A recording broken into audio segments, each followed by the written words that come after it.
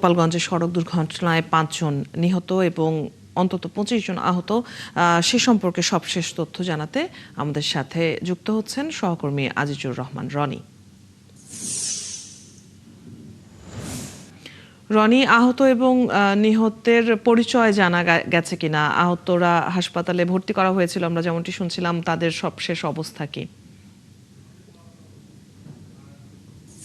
অদিতি, আপনি যেমনটি বলছিলেন যে আহতদের গোপালগঞ্জ সদর হাসপাতালে ভর্তি করা হয়েছে, আর নিহত যারা হয়েছেন তাদের পরিচয় এখনো কিন্তু শনাক্ত করতে পারেনি প্রশাসন। আমরা দফায় দফায় আসলে প্রশাসনের সাথে কথা বলার চেষ্টা করছি। তারা কিন্তু জানিয়েছেন যে এখন পর্যন্ত আসলে যারা এই দুর্ঘটনায় সড়ক দুর্ঘটনায় যারা যুক্ত হয়েছেন তাদের পরিচয় কিন্তু এখনো আসলে যার ফলে আমরাও নিশ্চিত হতে পারছি যে আপনি যেরকম এই সড়ক দুর্ঘটনার পর আসলে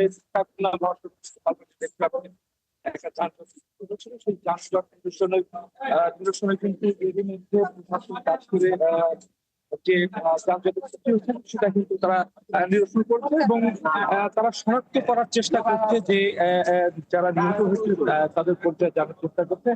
তারা জানতে পারলেই আমাদেরকে জানাবে, এমনকি বারবার প্রশাসনের ঊর্ধ্বতন কর্মকর্তাদের সাথে আমরা কথা বলছি। এবং আপনি জানেন যে স্থানীয় যে এমপি গোপালগঞ্জ দুই আসনের যে সংসদ সদস্য রয়েছেন ডক্টর কে এম বাবুর, আমি তার সঙ্গেও কথা বলেছি। তাকে প্রশ্ন করেছিলাম যে এই দায় কি আসলে প্রশাসনের নাকি যারা এই পরিবহন শ্রমিক রয়েছে তাদের কারণে আসলে সড়ক দুর্ঘটনা গোপালগঞ্জে যে সড়ক দুর্ঘটনা বারবার ঘটছে।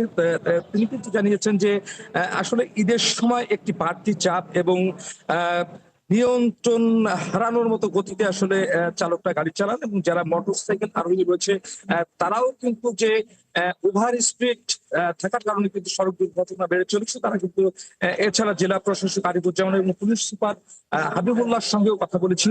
তারা জানিয়েছেন যে এরই মধ্যে তারা শ্রমিক নেতাদের সাথে কথা বলেছেন যাতে গোপালগঞ্জে এরকম দুর্ঘটনা আর না ঘটে। সেক্ষেত্রে প্রয়োজনীয় যে ব্যবস্থা, যেখানে আসলে 60 স্পিড থাকার কথা সেখানে 80 স্পিডে গাড়ি পরিবহন যে গাড়িগুলো রয়েছে সেগুলো কিন্তু 80 স্পিডের উপরে গাড়িগুলো চলে। সেই এই নিয়ন্ত্রণের মধ্যে রেখে আসলে গাড়ির চলাচল সহ গোপালগঞ্জের যে সড়ক দুর্ঘটনা রনি, নিয়ন্ত্রণের আপনি খবরাখবর রাখছেন নিশ্চয়ই, এ সম্পর্কে সবশেষ তথ্য আমরা পরবর্তী সংবাদগুলোতেও জানবো। ধন্যবাদ যুক্ত হবার জন্য।